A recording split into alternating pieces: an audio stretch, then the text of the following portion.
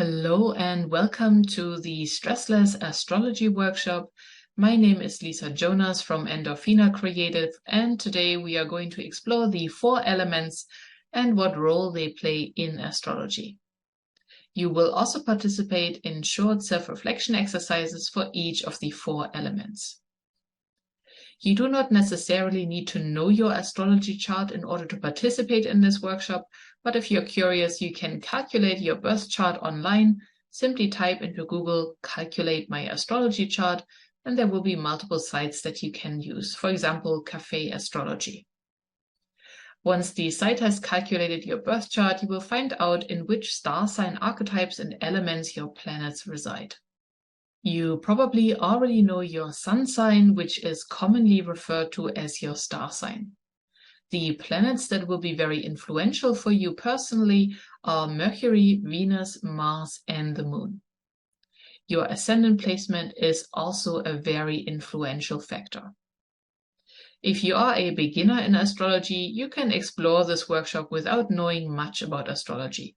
But if you have already some knowledge about astrology, you may want to create a list of your planet placements and review the element distribution in your birth chart.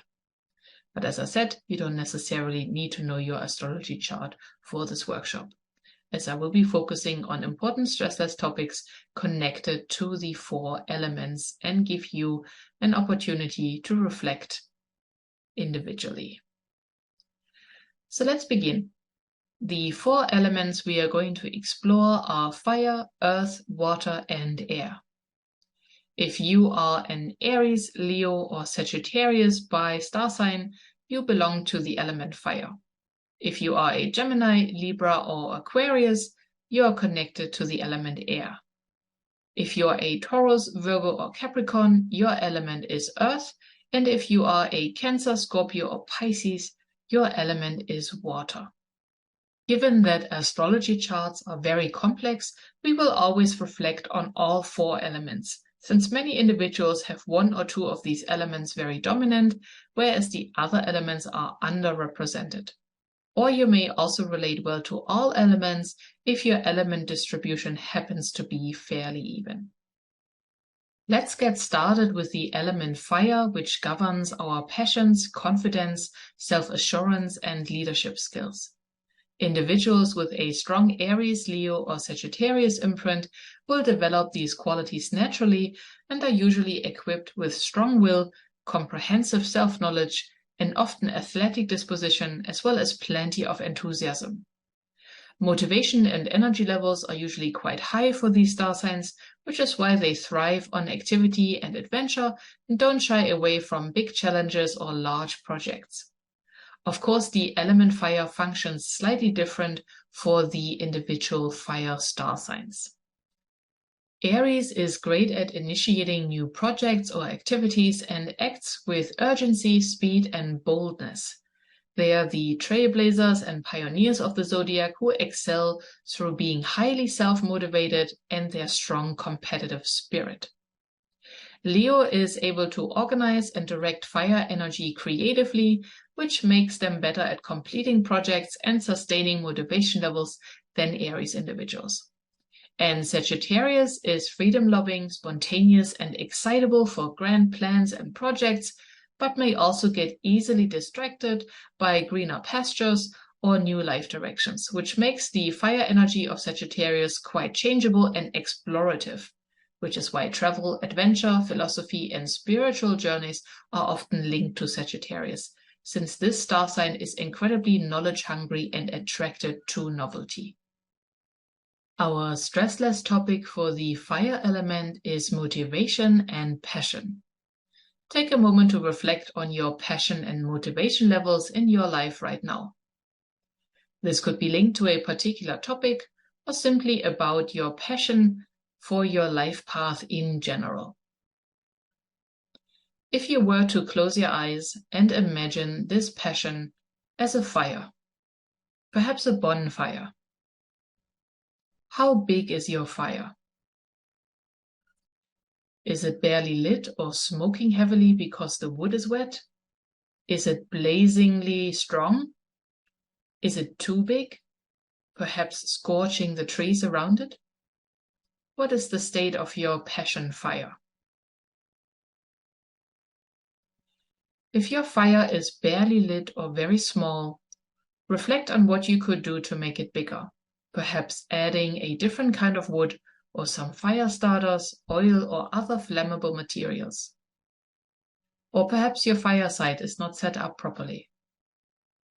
And if you don't know how to light your fire, connect with your heart and ask yourself, what fuels my passion? What truly motivates me? And place the answers you receive into your bonfire. And then ask yourself, what is keeping my fire small? Who is putting it out? What behavior or thinking pattern of mine is putting it out? And place these answers also into the fire. And on the other hand, if your fire is too big and out of control, see if you can rein it in. Spread some water around the edge, or simply create a safety zone around this fire by moving trees or bushes to a safe distance and erecting some metal walls so that the fire will be contained. In this case, ask yourself, why is my fire working overtime? What am I doing or reacting to that fans this flame? And whatever answers you receive, place them into the fire and see what else is needed to calm down this flame. And once you're happy with the size of your fire, your passion fire, place something into the fire that will keep it going like this. You could place a topic into the fire that sustains your passion. You could place some kind of material into the fire that will keep the fire burning but never runs out. Or you can assign a guardian to this fire who keeps it going and monitors this fire for you. And once it feels like that you are happy with your eternal bonfire, you can come back to the present moment. You can keep your eyes closed or open them, whatever feels comfortable. Passion and motivation are really important when we are trying to maintain our vitality levels, when we are focusing on why we are pursuing a particular life path, and when we are gathering our courage to say yes to a particular activity, project, or endeavor. If an individual has too much fire, they might exhibit domineering or arrogant behavior, experience strong levels of frustration or anger, and become overly self-centered or superior in their mindset, which is something that Aries, Leo, and Sagittarius influenced individuals may want to look out for. Aries can be prone to aggression and bullying behavior. Leo may be overly proud and bossy, and Sagittarius may act tactlessly and feel intellectually superior, which is a sign that the fire signs are under stress. And if there is too much fire, it is usually helpful to focus on cultivating the other elements of air, water, and earth. Let's continue with our element earth, which allows us to be grounded, to connect with the sensory and material world around us, and to be able to perform practical tasks that lead to tangible outcomes. Individuals with a strong Taurus, Virgo, or Capricorn imprint will develop these qualities naturally and are usually equipped with a practical mindset, an interest in learning practical skills and creating material security in their lives, a great work ethic, and the ability to work for long-term success. The star signs are known for their modesty, their more traditional outlooks on life, as well as their ability to be self-responsible and determined, which is why earth signs excel in efficiency, skill mastery, and routine tasks. Of course, the element earth functions slightly differently for the individual earth star signs.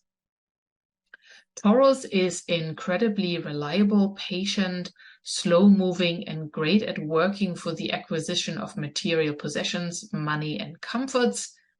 Virgo is detail-oriented and great at analysis, which makes them perfectionists and masters in self-improvement. And Capricorn is driven, realistic, methodical, and resilient, which makes them excellent achievers of long-term goals and objectives. Our stress less topic for the earth element is work ethic and responsibilities. Take a moment to reflect on your work ethic right now. Are you someone who is very self-disciplined and responsible? Are you someone who could be called a workaholic? Are you someone who neglects the responsibilities of life or who lacks practical skills? How clean is your house? Is it spotless and tidy? Is it messy or chaotic? Or somewhere in between? How do you manage your money? Are you a saver or a spender? Are you planning long-term or short-term? Let's give yourself a self-responsibility score. How responsible are you out of 10? 10 being an example of excellence and 0 being irresponsible and reckless. And now, if you feel that you are over-responsible, bordering on obsessive, with workaholic-like tendencies, you may want to give yourself a score higher than 10. So write down your score or say it out loud. Now reflect on how responsible you would like to be. And this will vary from person to person depending on your lifestyle preferences. Let's say that you are currently struggling with being responsible. Perhaps you are neglecting your finances or you don't clean your house that often. But you usually show up for your work and studies, which is why you may score yourself a 3 or 4 on the responsibility scale. Your ideal responsibility score may only be an 8, since you may not be overly traditional in your outlook or not overly interested in acquiring material possessions or social standing. In this case, you might like to think about what steps you could take to get your responsibility score up from a 3 or 4 to a 5 or 6. Make a list of what that could mean and determine a realistic time frame and action plan to make this possible. If you are already highly responsible, you might already be happy with your responsibility score, but if you have scored yourself a 10 or higher, you may want to investigate why you are so over-responsible. Too much responsibility can take away from the joy and spontaneity that life has to offer, and many individuals with a strong earth sign blueprint often use self-discipline, work, and cleaning as a way to avoid processing their emotions or to keep themselves busy so they do not need to engage emotionally with others or question the quality of their life experience. If that is you and you have scored a 10 or higher, perhaps you want to bring down your score by injecting more play, relaxation, and heart connection into your life. A strong work ethic, self-discipline, and self-responsibility are incredibly important when we are trying to attain professional success, when we become a parent, organize a household, run a business, secure our financial well-being and security, and wish to become a role model for others. If an individual has too much earth in their astrology chart, they might become overly materialistic, overworked, habit-prone and resistant to change and progress, overly serious, overly cautious and prejudiced, which is something that Taurus, Virgo, and Capricorn influence individuals may want to look out for. Taurus may become stubborn, intolerant, and lethargic. Virgo may become hypercritical, nagging, and anxiety-prone, and Capricorn may become cold, callous, and overly pessimistic. If there is too much earth, it is usually helpful to focus on cultivating the other elements, fire, water, and air. Let's continue with the element air, which covers the domains of thinking, logic, social interaction, exchange of ideas, as well as abstract forms and concepts. Individuals with a strong Gemini, Libra, or Aquarius imprint will naturally be more concerned with social activities, values, and ideas that can improve, progress, and contribute to society at large. Exploring theories, talking about topics of interest, and analyzing abstract thoughts are areas in which these star signs excel. Of course, the element air functions slightly differently for the individual air star signs. Gemini is curious about learning new things and a master at communication and sharing their ideas.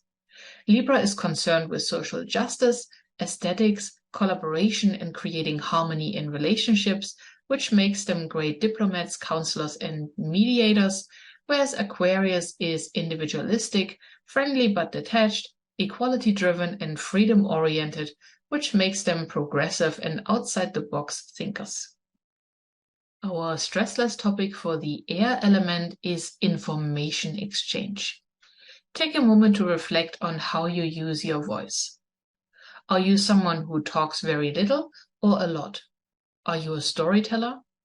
Are you someone who is good at resolving conflict because he can see both sides of an argument?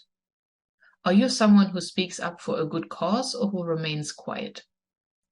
Do you share your ideas or do you keep them for yourself? Are you curious about new ideas, or do you immediately reject concepts or ideas that are in conflict with your opinions? When we are talking about the air element, we may consider 3 different factors. Number 1, what kind of information we take in. Number 2, how we process the information we take in. And number 3, how we share our conclusions or evaluations about what we have processed. In step number 1, we may want to consider how we stimulate our minds. This starts with what kinds of movies or TV shows we are watching, what kind of content we are consuming on social media, what sources we utilize to access news, are we reading any books, what kind of information do we absorb from conversations with others, and this includes conversations and exchanges with friends, colleagues, family members, and partners. And the main question in step 1 is to determine what sources or topics of information serve you. Sources of information may be beneficial if you can utilize the information you have absorbed in some way or other, if the information is useful and enriches you, or can be channeled for creativity, success, or progress. And in the stress management context, we also ask if the information you're taking in are beneficial for your emotional and mental health. So let's evaluate. Take a moment to reflect what you put into your head every day. Are you studying a lot, which may mean that the information you are absorbing is useful and beneficial for completing your degree? Are you on social media a lot, and is this type of mental stimulation serving you? Or are you listening a lot to the problems of other people, which demands your attention? Considering all the sources of how you take in information, give yourself a star rating out of 5 stars. How beneficial is all the content and information you are taking in on a daily basis? Is it quality information or quantity? So give yourself a star rating. 5 stars if you feel mentally invigorated and enjoy the information you're taking in. 0 stars if you're not absorbing any information that is useful, or if you are absorbing mostly information that feeds negative thinking. If your star rating is low, you may want to make changes to what you are watching, listening to, mentally consuming, or otherwise reading or absorbing. Let's take our 5-star rating to step number 2, how we process information. Do you find it easy to gain mental clarity and to come to decisions, or are you an overthinker, overanalyzer, worrier, or someone who is mentally so overstimulated that you have constant mental chatter and negative thoughts going through your head? And here we apply our 5-star rating to determine how beneficial your mental processing is. If you are someone who loves self-reflection and who can easily evaluate incoming information and form your own conclusions, you can rate yourself 4 or 5 stars. But if you're someone who is really overwhelmed or confused by the information you have absorbed and has difficulties understanding or objectively evaluating information, your star rating would be low. In which case you may want to evaluate what kinds of information you're taking in and also engage in journaling or mind mapping practices to create clarity around topics you're confused about. And our third step is about how we are sharing our ideas, how we pass on information and communicate our experiences with others, how we use our voice. If you are someone who loves verbal self-expression and who is a great communicator, you may give yourself a 5-star rating. This would be someone who feels uninhibited to share what they think and who feels compelled to speak up about topics that matter to them. However, if you are someone who struggles with communication, who feels self-conscious while speaking, or who doesn't even know what they have to say, you may give yourself a lower star rating. And now compare the 3 ratings you have given yourself for number 1, the information you are absorbing, number 2, how you process information, and number 3, how you share information. Are your star ratings fairly even, or is there one area you particularly struggle with? And if you happen to struggle with one particular area, you may want to come up with a different approach. For example, if you take in too much negative information, limit your exposure to those sources of information and add sources of information you enjoy and that benefit you. Or if you are an overthinker, try to gain clarity on your thoughts through writing them down, questioning your assumptions, and sometimes by getting out of your head altogether. And if you struggle communicating yourself to the world, figure out what exactly scares you and how you can be less scared. And perhaps you might like to try out new avenues for communicating.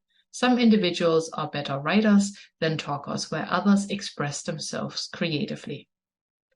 If an individual has too much air in their astrology chart, they might become too detached and rational, overly infatuated with their ideas and theories, inconsistent in their practical efforts and follow-through, as well as spending too much time in their heads, which is something Gemini, Libra, and Aquarius influenced individuals may want to look out for.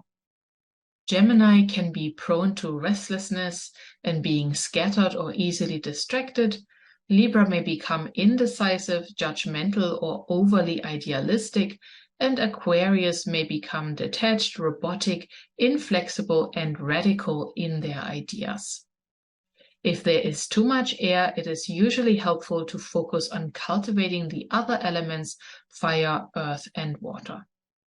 Let's conclude this workshop with the element water, which covers our emotions, connections with loved ones, and levels of empathy.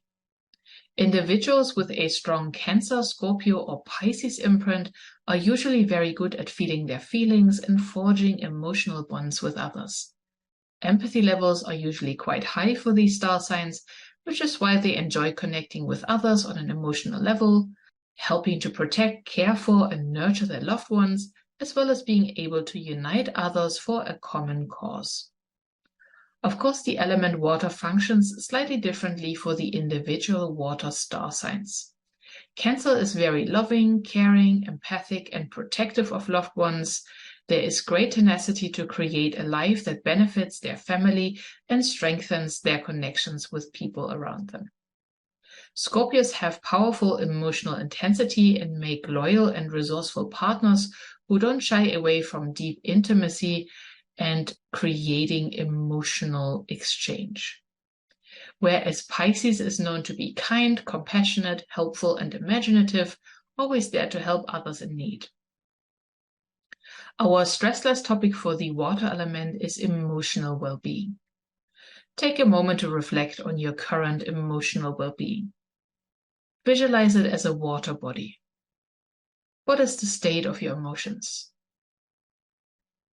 Close your eyes and picture a water body that represents your current emotional state.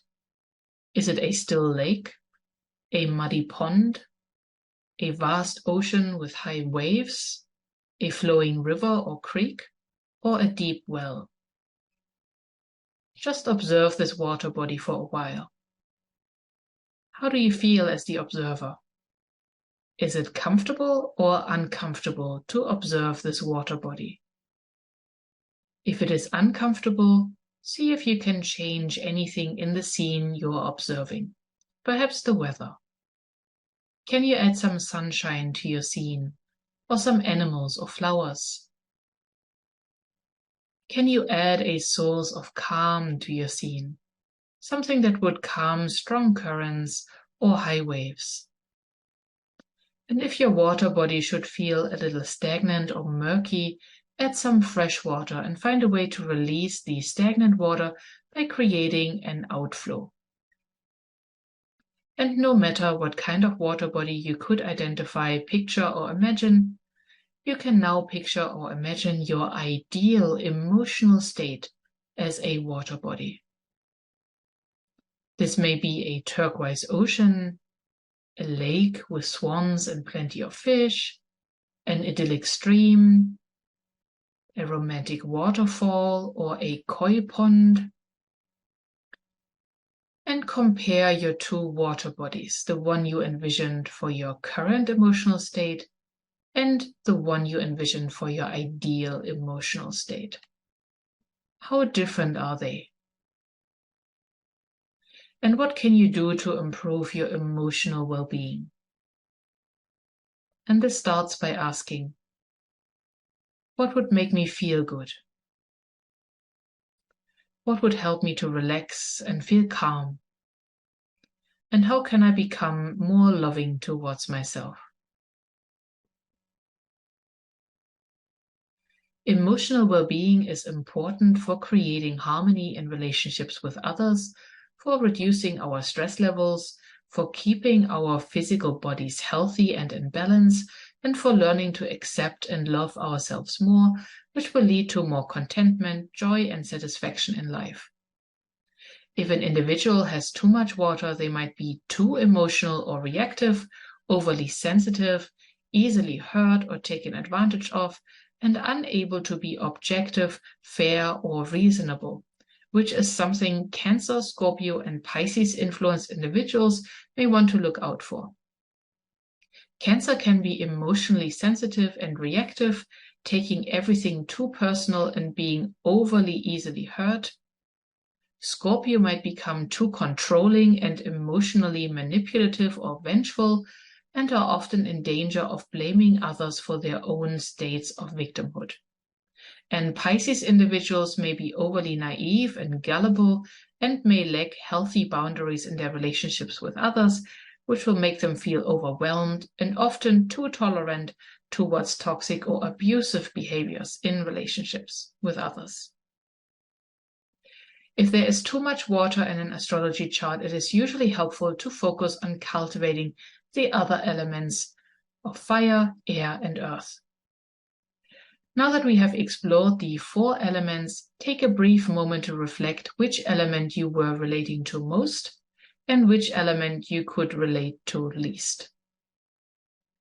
In general, it is always important to build on your strengths and natural talents and to support the element or elements you're already good at. But sometimes we also need to cultivate and include the qualities of other elements to manage all areas of our lives successfully and to experience internal and external balance. So fire up your passions, ground them through good work ethic and practical application, remain open to learning new things and sharing your thoughts with others, and learn how to process and feel your feelings to create lasting bonds with loved ones and to increase your capacity for self-love and self-acceptance. Thank you for listening today. I hope you have enjoyed this elemental excursion into astrology. Take good care. Until next time.